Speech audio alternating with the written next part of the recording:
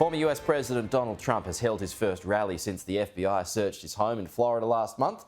Trump hit out at the intelligence agency, saying its members have become monsters. Let's go to our political analyst and professor at Curtin University, Joe Siracusa. Joe, good morning to you. So we've got Joe Biden throwing the first salvo, I suppose, last week, and then Donald Trump yesterday at a rally returning fire. Is this just how things go now until 2024? Pretty much so, Pete. Good morning. Look, they're going after each other with particular vitriol. As a matter of fact, I think President Biden was referring to Trump's followers as fascists. What he really meant to say were Nazis. Americans don't know what fascists are, but they know what Nazis are, as a matter of fact. And then the president turned around, or former President Trump turns around and accuses this man, Biden, of being an enemy of the state. So they're both accusing each other of treason over the issue of democracy. Now, of course, America is a republic. It's not a pure democracy. And the issue in America has always been liberty. That's what people fight for since the 1770s. And so we're in this fight mode, as a matter of fact. And, what bothers me, Pete, is that while they're engaged in the in these politics, and there's no coming back from it. They're going down the Ellis's hole, as a matter of fact. Right, they're getting in the gutter. It's a scrap. It's going to be a scrap now, isn't it? That's right, but they're ignoring the big problems. Like it's going to be very cold this winter in Europe. We got the Zaporizhzhia. We got the nuclear power plant there, which is a ticking time bomb. The IAEA barely got in there. And Pete, if there is a problem there with the reactors, that is, if we can't cool off that fuel, that area there, 30 square miles, will be uninhabitable for 20,000 years.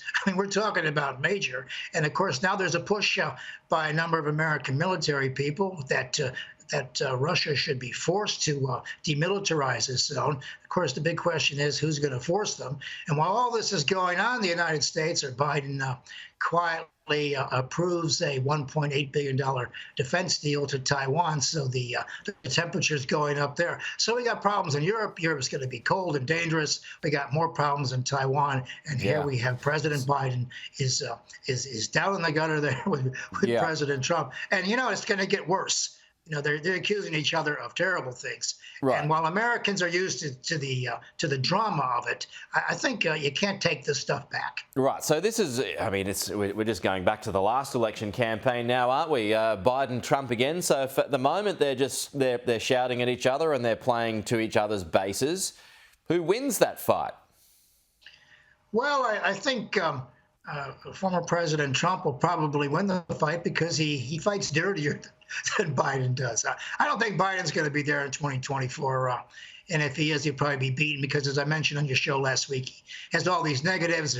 America thinks he's going in the wrong direction and all the rest of it. I don't think he has much of a chance. But on the other hand, the Democrats might do a little better in the House or Senate as a result of what's happening. As you notice that Palin in Alaska, she lost her nomination bid there to fill a seat in the Congress. And they use something new there, Pete. They're using preferential voting. They all think that's something new that came off the moon. Australia's been doing that for over 100 years. And she lost the preferential voting because they're usually used to one past the poll kind of thing. And so they think it's sort of un-American to count second and third votes. But, that might help the Democrats at the end of the day. Maybe, but the thing with Palin is, though, I was reading about the folks in Alaska, how they thought that she was just a little bit too obsessed with her own status and her own celebrity last time around, rather than actually serving the people of Alaska, and they don't want to go down that road again. So that may well be the negative for Sarah Palin. Yeah, that's true. Look, Alaskans are like Queenslanders. They do their own thing. they always have, as a matter of fact. Yeah, they might want to bring her down a peg or two. And, she's got, like everybody else in American life and Australian political life, Pete, she's got a shelf life. Yeah. How long does the shelf life go on? 6, 8 years. That'd be tops for some people. Most people who go to Congress maybe do 2 terms, maybe 3 terms. So she doesn't even have that kind of experience. But being the governor of Alaska is like sort of like running a pool hall. It may not fit you out for anything else. So just back to Zaporizhzhia, just finally here, Joe. I mean, this particular power plant, the walls of this thing are 1.75 metres, 1.7 metres thick. That's solid concrete there. So it can take a hit. I mean, but still, having said that, I mean, there's some pretty heavy artillery that's coming at it at the moment. Well, they're not worried about a direct hit because after 9/11, all that kind of stuff is reinforced. What they're worried about is the cooling systems. If the power is cut off to cool the systems, it'll take about 90 minutes to have a meltdown with a 10-mile gush into the air with radiation. Of course, with the radiation, we don't know which way the wind is blowing, as a matter of fact. So it's not so much a direct hit, though, that can happen. It's a matter of cooling off the fuel. So if the fuel cannot be cooled off on a regular basis, and right now they have backup diesel generators, but if that fails, we're going to have the classic meltdown, as a matter of fact. And what we've done is we've literally given Vladimir Putin the largest dirty bomb in nuclear history. That's what this is.